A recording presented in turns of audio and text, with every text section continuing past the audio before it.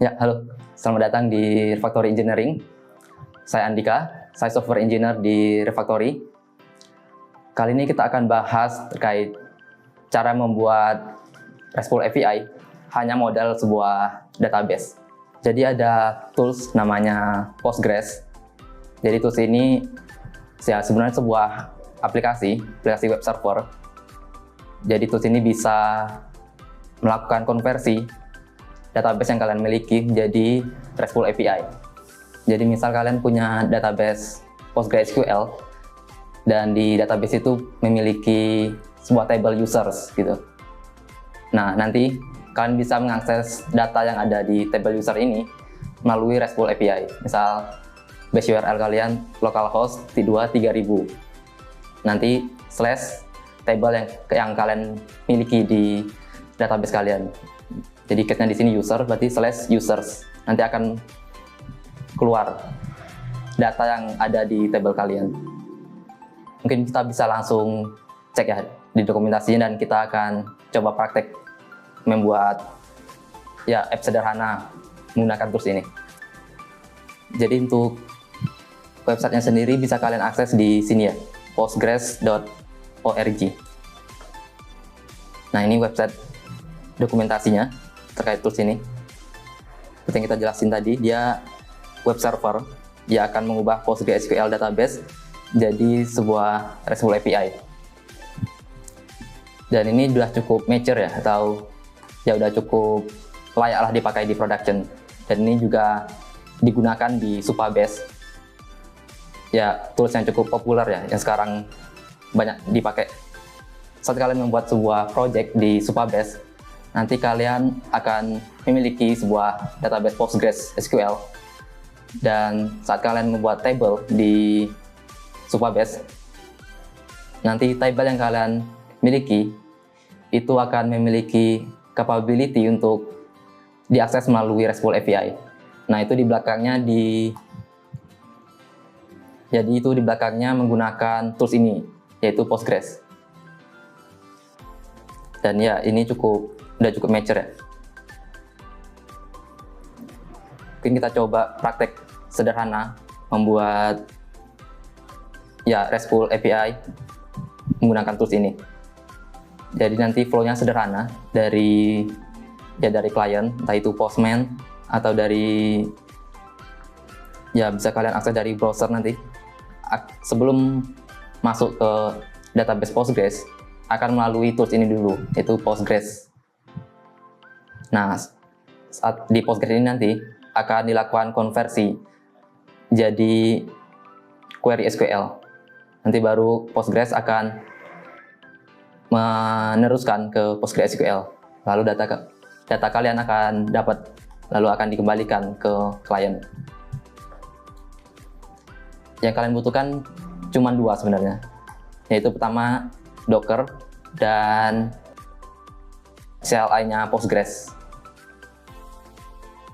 Pertama kita bikin Docker container untuk database Postgres. Oke, sudah. Terus yang kedua kita perlu install CLI-nya Postgres. Di sini aku udah install. Jika diketikkan. Nah, ini aku udah install di lokal aku. Jika kalian belum install, bisa install mengikuti OS yang kalian gunakan. Di sini Mac OS atau Linux, dan kalau Windows bisa di sini. Oke, jika sudah, kalian perlu ya masuk ke kontainernya Postgres untuk nge-execute, membuat ya nanti akan membuat table, example table yang akan kita gunakan. Pertama kita masuk ke kontainernya, lalu kita bikin sebuah skema baru. Ini bebas ya, tapi di sini kita bikin skema API.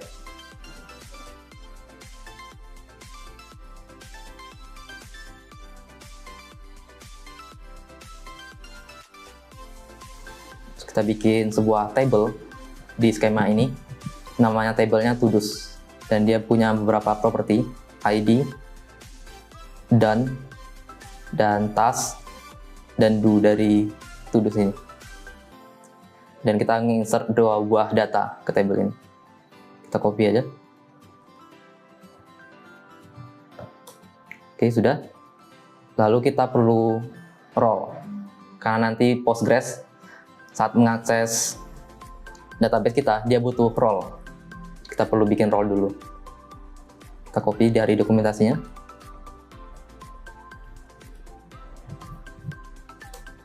Oke. Jika sudah, kita perlu bikin user yang akan digunakan Postgres untuk mengakses database kita. Kita copy ini.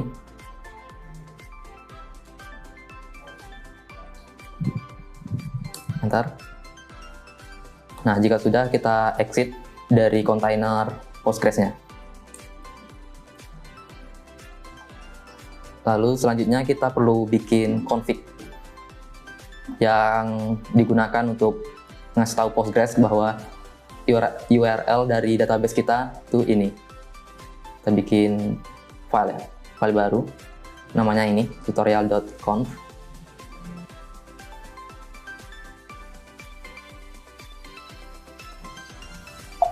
Terus kita paste semua ini. Sini aku udah ada ya filenya. Kita exit. Dan cara runningnya juga cukup mudah ya. Kita cukup mengetikkan CLI-nya Postgres, terus file yang tadi kalian bikin. Di sini filenya tutorial.conf. Kita coba running.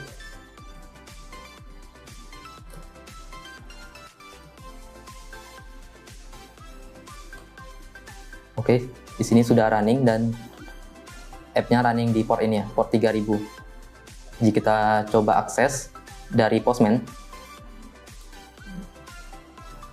localhost.3000. Nah, di sini ada /todos ya. Nah, ini sesuai dengan nama table yang kalian bikin. Jadi misal table yang kalian bikin tadi todos, berarti nama endpoint-nya juga todos. Jika kita coba hit, nah datanya akan dapat nih. Tadi kita insert 2 buah data. Di sini juga dapat 2 buah data. Nah, di sini. Dan ini bisa ya melakukan semua fungsionalitas RESTful API ya, seperti create, read, update, dan delete. Tapi karena di sini kita cuma nge-grant select, jadi API ini cuma bisa mengakomodir ya metode select, metode get. Jadi misal kita pengen nge-insert data di endpoint ini, berarti flow-nya kita perlu grant dulu. Role ini perlu kita grant untuk insert statement. Sama kita exit. Masuk lagi ke kontainernya Postgres, terus kita grant. Insert ke table ini, ke role ini. Oke, udah ke grant. Terus kita coba running ulang Postgres-nya. Lalu kita coba insert ya. Endpoint-nya tetap sama. Kita bikin file baru. Nah, ini sama. Cuman kita ganti jadi metodenya, kita ganti jadi post. Post. Dan kita bisa ngirim JSON nanti di sini. Jadi tadi dia butuh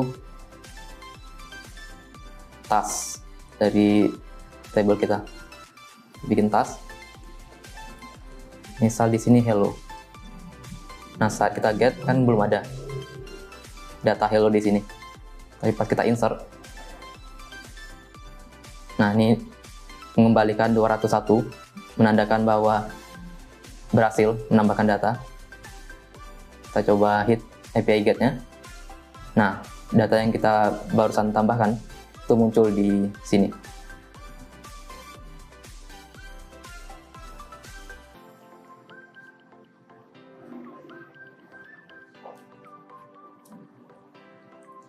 Oke, mungkin itu cara membuat RESTful API hanya modal dari sebuah database. Thank you udah menyimak video ini sampai habis. Semoga bermanfaat dan sampai jumpa lagi di Refactory Engineering selanjutnya.